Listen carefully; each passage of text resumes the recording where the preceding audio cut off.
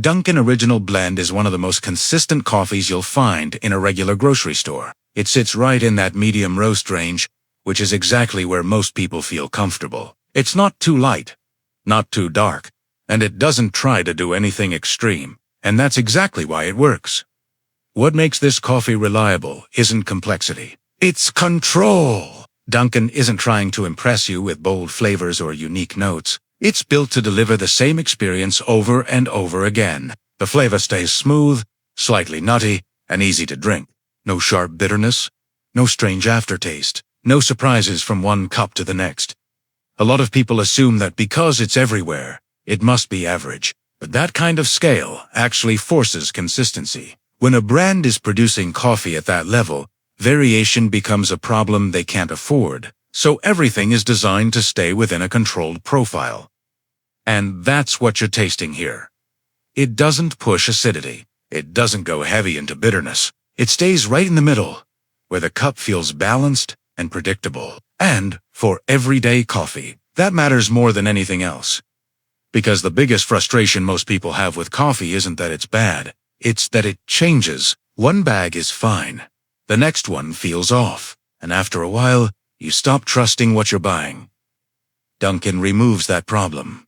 You buy it, you make it, and it behaves the way you expect. That's what turns something simple into something reliable. And once a coffee becomes reliable, it becomes part of your routine without you even thinking about it. Now, moving into something with a deeper profile, but still controlled. You have Peet's Coffee, and this is where a lot of brands usually start to fail. Because darker roasts are harder to manage. Once coffee goes into that darker range, it's very easy for it to become harsh, overly bitter, or just heavy in a way that makes every cup feel the same, but in a negative way. That's where most grocery store dark coffees lose balance. Peet's, especially Major Dickinson's blend, handles this differently. It leans into that darker profile, but it doesn't push it to the point where it becomes aggressive. You still get that bold presence, that fuller body, and that deeper flavor that people expect from a dark roast, but without the sharp edge that usually comes with Italiano. There's structure to it. You'll notice a heavier feel compared to medium roasts, but it doesn't overwhelm. It stays drinkable. It stays controlled, and that's not easy to do in this roast range. Another important detail is how stable it is from batch to batch. Dark roasting leaves very little room for error. Small changes in time or temperature can completely shift the final taste, but Peet's has been doing this long enough to minimize that variation. So even though it's a stronger coffee, it still behaves consistently. And that's what separates it from most other dark options in the same price range. Because when people choose a darker coffee, they're usually looking for something bold. But what they end up getting is something inconsistent. One bag is smooth, the next one is harsh. One cup feels rich, the next one feels burnt. Peet's avoids that pattern. It gives you a darker profile that stays within a controlled range. Strong, but stable. Bold, but still balanced enough to drink every day. And when you compare that to random dark roasts that change constantly, the difference becomes very clear. So again, the pattern repeats. These coffees aren't trying to be the most impressive on the shelf. They're not trying to stand out with extreme profiles or unique flavors. They're designed to stay within a range that works. Because when coffee stays within that range, it becomes predictable. And once it becomes predictable, it becomes easy to trust. And that's what most people are actually looking for. Not something new every week, just something that works and keeps working. Now, moving into something that sits a little more in the middle, not as light and smooth as Dunkin', not as deep as Peet's. You have a brand that has built its reputation almost entirely on balance, especially blends like Qualita Rossa, or even their standard grocery options, is one of those coffees that doesn't try to stand out, and that's exactly why it works. This is the kind of coffee that feels structured. There's a slight richness to it, a bit of body, but it doesn't lean too far in any direction. It's not overly acidic, not overly bitter, and not flat either. It just holds itself in a very stable middle ground. And that matters more than people think. Because when coffee tries too hard to be bold, or too smooth, or too unique, that's usually where inconsistency shows up. The profile becomes harder to control, and the experience starts to change from bag to bag.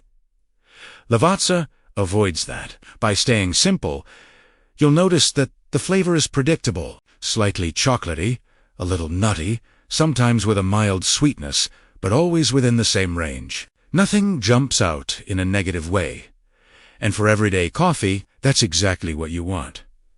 Another important detail is that Lavazza has been operating at a global scale for a long time. That kind of production forces standardization. They can't afford major variation between batches, and that pressure ends up working in your favor as a consumer.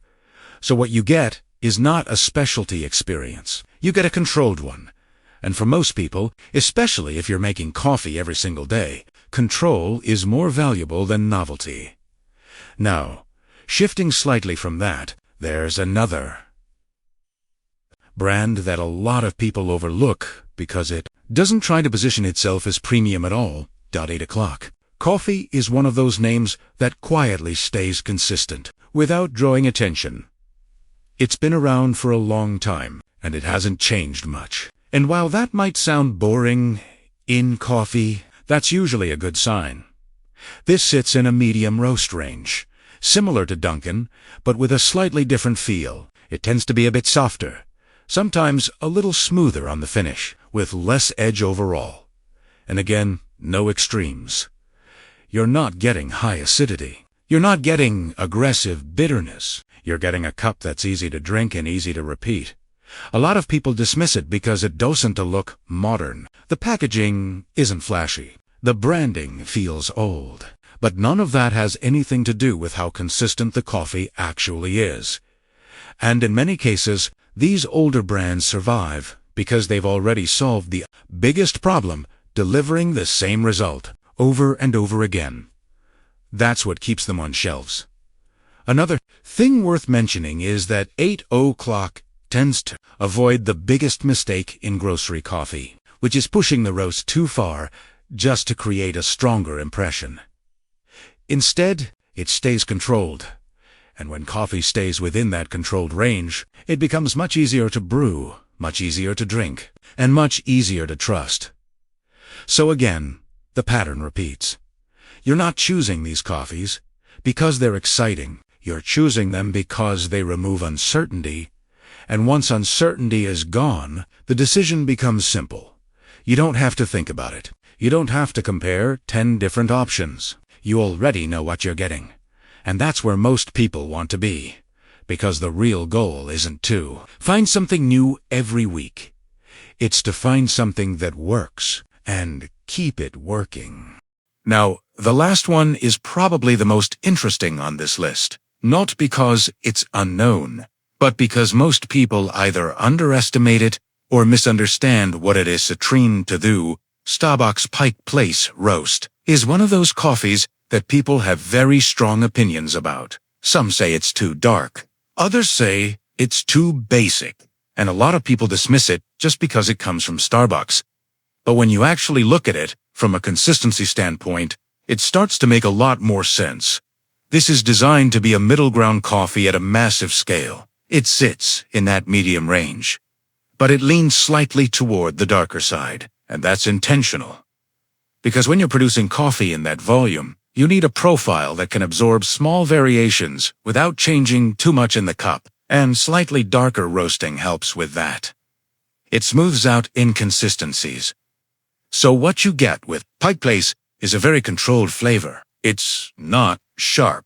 It's not acidic. It has a mild richness, a little bit of cocoa, sometimes a subtle toasted note, but it stays within a predictable range. And that's really the key. People often confuse not exciting with not good, but those are two very different things. For everyday coffee, especially if you're making it at home with different machines, different water, different conditions, having a coffee that behaves the same way every time is a huge advantage. And Pike Place does that extremely well. Another factor here is standardization. As one of the most controlled supply chains, in the coffee industry. That means strict roasting profiles, strict quality control, and very little variation between batches. So even if the flavor isn't complex, it is stable. And stability is what turns a product into a routine. Now, this doesn't mean this is the best coffee on the list. That's not the point. The point is that it removes doubt. You buy it, you make it, and you already know what you're going to get. And when you compare that to random grocery store brands that can change dramatically from one bag to the next, it becomes very clear why something like this stays popular. So when you step back and look at all of these together, a pattern becomes obvious. The coffees that people keep coming back to aren't the ones that try to impress. They're the ones that stay consistent. They don't push too far into light roasting. They don't go aggressively dark. They don't chase trends. They stay in a controlled range where the flavor is predictable and repeatable. And for most people, that's what actually matters. Because the real problem isn't bad coffee. It's unreliable coffee. And once you remove that problem, everything becomes easier. You don't waste money trying new brands every week. You don't get stuck with something you don't enjoy. You don't have to think about it every time you go to the store. You just pick something that works and keep it simple. That's the difference. Not perfect coffee, just better decisions you can repeat.